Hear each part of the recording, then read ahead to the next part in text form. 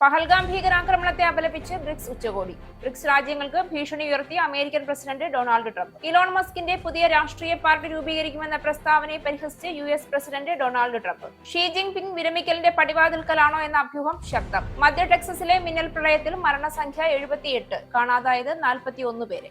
France നിർമ്മിത Rafale യുദ്ധവിമാനങ്ങളുടെ പ്രകടനത്തെക്കുറിച്ച് സംശയം പരത്താനും അവ വാങ്ങാനൊരുങ്ങുന്ന രാജ്യങ്ങളെ അതിൽ നിന്ന് പിന്തിരിപ്പിക്കാനും ചൈനയുടെ ശ്രമമെന്ന് റിപ്പോർട്ട്.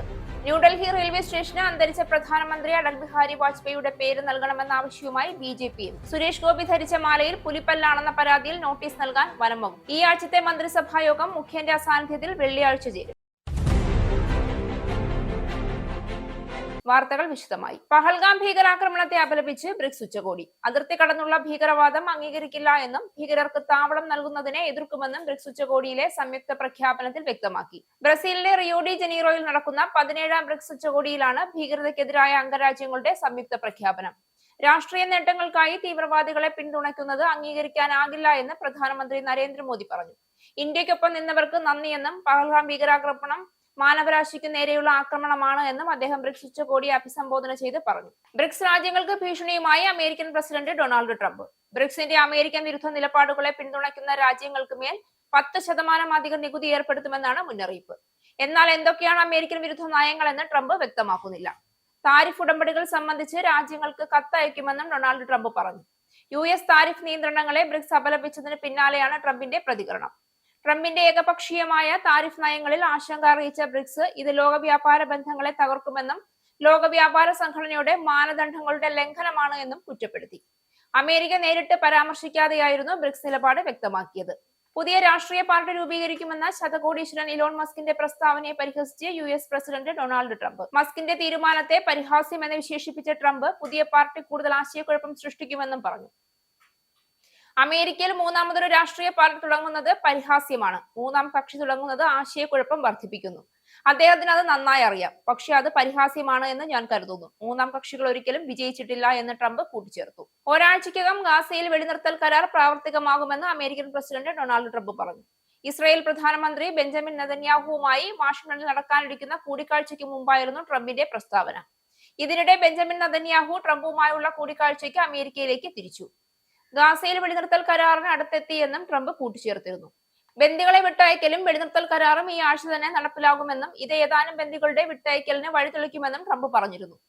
ഈ ആഴ്ച തന്നെ ഹമാസുമായി ഒരു ധാരണയിലെത്താൻ സാധിക്കുമെന്നാണ് ഞങ്ങൾ കരുതുന്നത്.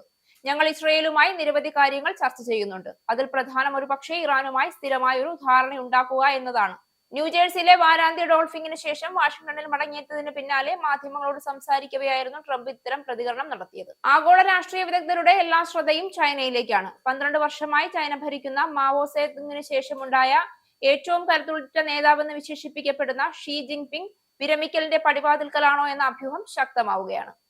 ചൈനീസ് കമ്മ്യൂണിസ്റ്റ് പാർട്ടിയുടെ പ്രധാനപ്പെട്ട ഘടകങ്ങളിലെ അധികാരങ്ങൾ പ്രത്യേക പ്രതിനിധികൾക്കു നൽകാൻ ഷിയുടെ നേതൃത്വത്തിലുള്ള പോളിറ്റ് ബ്യൂറോ കൈക്കൊണ്ട നീക്കമാണ് അഭ്യൂഹങ്ങൾ ശക്തമാക്കുന്നത്. ചൈനയുടെ ഷീ കാലത്തിൽ ആദ്യമായാണ് ഇങ്ങനെയൊരു നീക്കം. ഒന്നുകിൽ പടിപടിയായുള്ള അധികാര വികേന്ദ്രീകരണം, അല്ലെങ്കിൽ വിരമിക്കുന്നതിന് മുന്നോടിയായുള്ള നടപടി എന്നിങ്ങനെയാണ് ഇത് വിലയിരുത്തപ്പെടുന്നത്. ബ്രസീലിൽ ഇന്നലെയും ഇന്നുമായി നടക്കുന്ന ബ്രിക്സ് ഉച്ചകോടിയിൽ നിന്ന് ഒഴിവാക്കാനുള്ള ഷിയുടെ തീരുമാനവും സംശയത്തിനിട നൽകിയിട്ടുണ്ട്.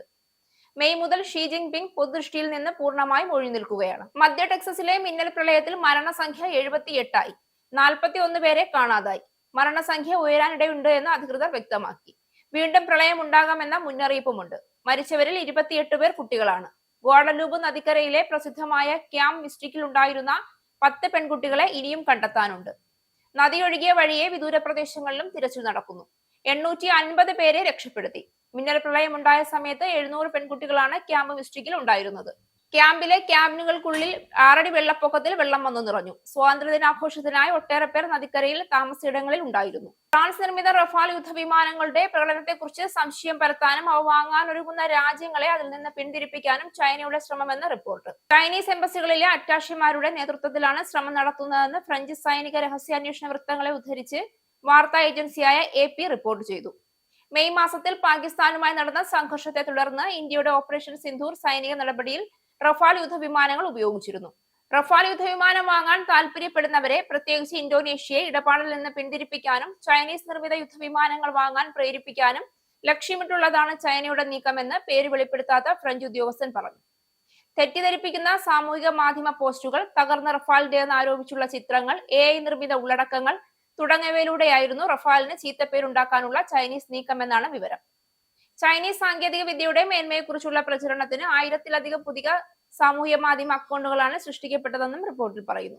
ഡ്രൈവറില്ലാ വാഹനങ്ങളിലേക്ക് ദുബായിലെ ടാക്സി കാറുകൾ മാറ്റുന്നതിനുള്ള മുന്നോടിയായി ചൈനയിലെ ഓട്ടോണമസ് ഡ്രൈവിംഗ് സാങ്കേതിക വിദഗ്ധരായ പോണി AI കരാറിൽ ഒപ്പുവെച്ച് ദുബായ് RTA.